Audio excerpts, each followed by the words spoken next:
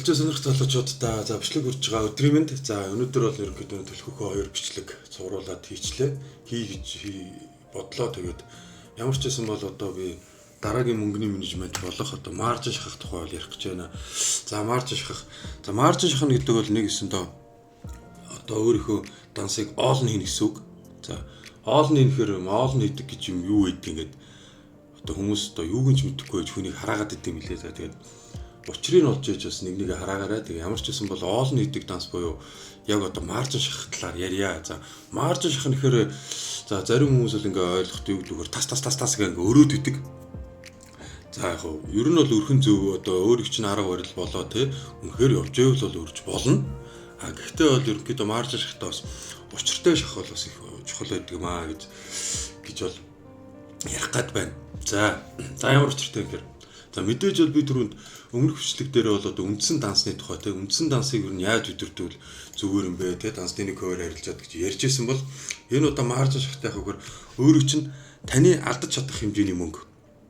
За магадгүй бол одоо те танд бол одоо $100 данс байлаа гэж бодъё л да. За $100 данс л за одоо тэр тусмаа шинэ суралцж байгаа трейдерүүдэд бол яг хэлэхэд бол шууд аваачаад $100 аваачаа бүгднгээр маржин шахна гэдэг. Энэ $100. За тийм бол хизээч байж болохгүй тий. За зарим нөхдүүд бол шууд $100 шахаад үз хэрэгтэй. Тэгээ босоод ирэх юм бол тэгээ цааш явчихнаа л гэж бол зөвлөж байгааг сонсч байсан. А гэхдээ хүн болгонд бол мөнгөний тоо гэдэг бол өөр. Зарим хүнд бол $100 их мөнгө бол зарим хүнд бол их төдийлөн их тийм нөлөөлөлгүй мөнгө. За яг тийм үднээс бол бас яг аль талаа бодоод ерөнхийдөө бол одоо $100-ыг ерөнхийдөө бол би бол 10% гэж бол зөвлөнө шинж яаж хүмүүстэй. За магадгүй үнэхээр $100 бол easy санагддаг хүмүүст бол $1000-ыг 10% $100 гэж. За тэгэнгүүт энэ 10 одоо хуваас $10 хуваагдсан одоо юу мэн ороод ирнэ. За би мэдээж нэг бирж дээр одоо тусдаа одоо маржин шахдаг данс гэж бий болгоорой гэж зөвлөсөн. За тэгэхээр тэр бирж дээрээ $100 хийнэ. $100 депозит хийлээ. За хийгдэнгүүтээ ерөнхийдөө дансаа шууд эхлээд $10 цэнэглэж гэсэн үг. За мэдээж $10 цэнэглээд явна гэсэн үг. За миний хувьд бол одоо яаж маржин шахаж одоо арилжаа хийх вэ гэхээр за хэдүүлээ голдын яг одоо болсон процессын хөдөлгөөн дээр ярив. За өчигдөр би бол голдыг бол ерөнхийдөө энд орж ирсэн хөдөлгөөн ингээ явж байх үед бол яг энэ орой дээр бол нэг сэлцсэн. За $10 маржин шахсан. За энэ дээр $10 маржин шахаад тэгээ ерөнхийдөө доошо ашигтай явж байхад TP1 буюу доод одоо энэ ёроол дээр TP-г хамгаалахад энэ хоёрын одоо анх шахсан энэ $10 юм байна. Ерөнхийдөө энд бол ингээ орж ирэхэд хийчих юм байна гэж бол би тооцсон. За тооцсон гутаа энэ $10 буцаагаад ерөнхийдөө данс руугаа татчихна гэсэн үг. Буцаагаад дээшээ одоо $100 одоо 10 хажуу тий тэр үгээ татаад ерөнхийдөө энэ TP1-ийн $10 нь одоо өөрийн $10 гэсэн үг голсон. За гэж. За $10. За энэ TP1-ээс олсон $10 бол ерөнхийдөө бий болно гэсэн үг. Одоо надад байгаа гэсэн үг. Тэгэхээр нэгсэндээ надад одоо энэ анхны оруулсан одоо $100 10 хуваасан $10-уудаар 10 хуваасан $100 мэн бол миний дансанд хадгалагдаад одоо байж байгаа гэсэн. Одоо үндсэн бүр том данс руу ороод тавьсан байж байгаа. За тэгэнгүүт энд $10 юм чи. Энэ $10-ыг магадгүй энэ буцаж ирээд цохоход ерөнхийдөө одоо цохоход юу яана гэсэн үг. Одоо авахчгүй алдагдalchгүй гэсэн үг. За магадгүй TP2-ыг цогсон тохиолдолд энд бол одоо тий $20-30 болно гэж бол ойлгож болно. За яг би ингээд ерөнхийдөө шууд. За энд одоо TP2 цоглоход яадаг тий $20 болсон гэж одоо үзье. За TP2 дээр $20-тэй. За ерөнхийдөө одоо би бол одоо ингээд $30 ашигтай сууж ийна гэсэн үг байхгүй юу? За ерөөсөө TP2 цогтол $30 ашигтай.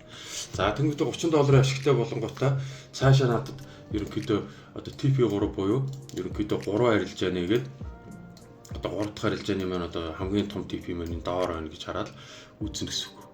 За тэнгуүтэ дараа нь яах вэ гэхээр за миний бол одоо арилжааны арга барилаар энд бол одоо ингээ маш том хүчтэй уналт орж ирсэн.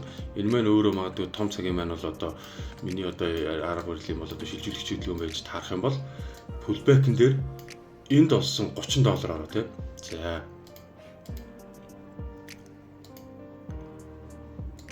За $30 ороо олсон $30 ороо pullback-ын дээр дахиад маржин чинь гэсэн үг. Одоо нэгсэндээ ерөөсөө одоо би бол анхны олсон мөнгөө бол авцсан шүү дээ. Ямар ч сэтгэл зүйд хамаагүй. Тэгээ энэ дээгөө $30-ын ашиг олцсон. Энэ $30-оор анх би $10-оор 3 арилжаа нийцсэн бол $30-оор би 6 арилжаа нэх боломжтой. Үгүй баг 9 арилжаа нэх боломжтой гэсэн. Дахиад пад гэдэг доош унаад ороод ирэхэд нь одоо энэ $30-ийнхаа ашигын хэмжээний одоо 2-3 арилжааг хаачих гэсэн үг. 2-3 арилжаагаа хаагаад $30-оор авч үлдээл тэгээ цаашаа оноч гэсэн. За мэдээж энэ pullback-нууд дээр нь эндээс болсон ашигаараа дахиж шахаад дахиад pullback-ын дээр нь дахиж шахаад ерөнхийдөө ингээ яваад явчих юм бол ер нь бол доошоо бол ингээд одоо яг олсон өөрийнх нь ашигаар олсон ерөнхийдөө мөнгөөрөө pullback-ууд дээр бол одоо маржинда явнаа гэдэг санааг бол ирж байгаа байхгүй юу. За энэ бол яг одоо санснаар явсан үед гэж бол одоо ойлгож болно. Яг одоо энд одоо миний ярьсан юм бол. За хэрвээ санснаар явдаг тохиолдолд.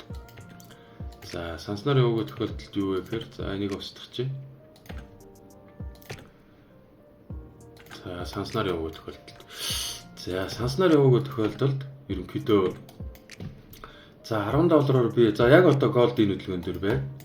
За $10-оор би за ямар ч гэсэн миний арга барилын те одоо pullback нь орж ирээ pullback-ийн одоо төгсгөл дээрээс те хэмжээ pullback-ийн хэмжээ хансан төгсгөл дээрээс $10-оор сейлдээд за мэдээж 3 арилжаа нэгдэнэ. За ер нь бол ингэдэж шүү. Миний өөрийн арилждаг бирж маань өөрөө нэгийг харьцах 1000 гэсэн юутай байхгүй. Нэгийг харьцах 1000 гэсэн одоо нэг хөшүүрхтэй. Тэр ийм хөшүүрхтэй болохоор $10-оор бол 3 арилжаа 4 арилжаа нийцээд идэг. За хэрвээ нэгийг харьцах 500 бол ерөнхийдөө $10-оор 2 л нэгдэж байгаа хаа. Би нэг тэгж санаад байна. $10 2 нэгдэж. За $15-оор 3 ч юм уу. Тэгэхээр тийм байгаа. Тэгэхээр хөшүүргнээсээ хамаарат бас юу ч н өөр байна. За маржин гэж чинь орох одоо тий орж байгаа тооны чи юу. За тийм учраас та бол тэрийг ойлгохтой. За би $10-оор энд 3 арилжаа нээсэн. За одоо яг цэнхрээр энэ ч миний 3 арилжаа нээж байгаа. Энэ хэмжээ тий 3 арилжаа нээлээ. Жога ашигтай явж илаа. Тас буцаад $10 шатаачлаа би. Шатаан гот надад бол тэртээ тэрнгөө арга барил маань өөрөө энэ бол ерөөсө жоохон эсрэг явахтал шатантаас их тийм ийм хол явуулахгүй. Эсрэг жоохон маржин шатсан тохиолдолд жоохон явбал үйлэлийг дээшлээ шатчихна. За шатангууд за дараагийн миний яг унах магадaltaй цэг хаана вэ гэдгийг хайх хэрэгтэй. За тэнгуэл дараагийн унах магадaltaй цэг энэ доо одоо ёроолын энэ оройны одоо тий lower high энд бол одоо энэ хэв дээр одоо resistance авч болно. За мэдээж одоо юу явал одоо тэг support resistance харж арилждаг арилжаачтай байгаа шүү дээ. За энэ дээрээс бол ерөнхийдөө resistance аваа унж магадгүй гэж одоо тооцвол яг энэ цэг дээр дахиад $10 марж шах. За дахиад $10 марж шах нь энэ шатцсан, энэ данс шатцсан $10. За тэгээ энд $10 шахлаа. Надад цаана нь ерөнхийдөө $80 үлдчихэж шүү дээ. За $80 үлдсэн. $10-оор шахлаа. Тас унлаа. Нөгөө нэг бидний нөгөө нэг одоо юу байж одоо TP1 TP2 тэ хоёулаа шууд нэг одоо лааны савлтаар л ерөнхийдөө TP1 TP2 авчиж ирсэн. За тэгээ авангуудаа мэдээж эн чинь $30 ашиг хийцэн. Өмнө би $10 алдсан байсан болохоор ийшээ одоо нөгөө нэг $20 одоо буцаалаа гэсэн үг те. Буцаага ингээ хичэнгүүт надад ямар сэтгэл зүйн хувьд бол ямар ч одоо асуудалгүй би алдаг хүлээх боломжгүй болсон. Одоо аваад эхэлж байна гэсэн үг. За тэгээд ийшээ ингээд $20 татангуут одоо би надад яасан. Эндээс энэ дөгөө анхны энэ алдсан $10 энэ $10 $20 шитгэнгүүт надад энэ $20 одоо TP2 дээр одоо магадгүй $20 одоо ашиг үлдсэн байлээ гэж бодъё. За тэнгүүт одоо яах вэ? Энд орж ирж байгаа pullback-н дээр дахиад $20-оор марж шахна. За мэдээж $10-оор би 3 арилж нийцсэн бол одоо $20-оор марж шахахад 6 арилж нэгдэнэ. Тэгээд доошоо унаад ингээ явахад нь яг нөгөө адилаараа pullback-үүд дээр одоо гоё цэг нь болох юм бол одоо тий марж шахаад ерөнхийдөө бол одоо арилж явах боломжтой гэж одоо ойлгож байна. За тэгээд за ямар ч байсан бол одоо маржин шахалтын тий ерөнхийдөө менежмент барьж арилжих бол одоо арга бол энэ байна. Тэгээд би бол одоо яг энэ аргыг бол ерөнхийдөө ашиглаж болоо мэдээд ер нь бол удаагүй ерөнхийдөө за энэ аргаар би 1-2 удаа марж шахаж үзсэн. Үнэхээр боломжтой байсан. Тэг үнэхээр одоо өсөх унах цэгээ гоё олж чадаад явал ерөөсөө боломжтой мөнгө данс маш урдан бас боломжтой мэн гэдэг бол өөрөө би 1-2 арилж байгаагаар бол мэдсэн. Одоо бол цаашдаа бол марж шахдаг данс гэж тусдаа бол одоо бэлдээд байж гэсэн. За тэгэнгүүтээ энэ дээр бас одоо нэг юмыг анхаарах зүйл юу вэ гэхээр ер нь бол яг одоо нэг хүмүүсийг бол ингээ харж чад бүх мөнгөөрөө аваачаад ингээд одоо хурангуут нь ингээд шивээд идэг тийш. За ингээд шивээд түрээ тасгаад нэг явхад бол ашигтай гарч чинь. Гэхдээ буцаа явчих юм бол тэгэл ерөнхийдөө тэгэл дансааш тааштай. Тэгэхээр ер нь бол яг миний яриад байгаа мөнгөний менежмент те дансны менежмент нь юу юм бэ энэ дотор гол юм санаа нь юу юм бэ гэхээр $100 тэ магадгүй та $100 л одоо боломжтой бол нөгөө үлэг болсон арилжааны тэ нэгэн хуваар нь арилжаад хизээ тэр мөнгө нь босгоо худлаа тэр бол би бол яг тийм бодолтой 6 сар суусан мөнгө олоочгүй аваачгүй тэгэл нэг юм нөгөө нэг алдагчгүй ингээл 6 сар суугаа бүр тэ амар сүүл рүүгээ бүр стресстэй за энэ юусоо миний хийдэг одоо ажил биш юм байна зүгээр болийл гэж бодож шантарч байсан. Тэгээд ерөнхийдөө дансны менежментийг зөв бариад ингээ явах юм бол мөнгө олох боломжтой гэдгийг бол ойлгосон. За тэгээд яг бол ингээ зүгээр support те demand гэж ярьдэн штэ. Яг тэр одоо түнэл channel те одоо ерөнхийдөө ингээл янз бүрийн одоо паттерн задран гэдэг. Тэнгүү яг тэр паттерн задраа яг нөхцөл бүрдэнгүүтэл шууд ингээл одоо $10 шуушгадаг.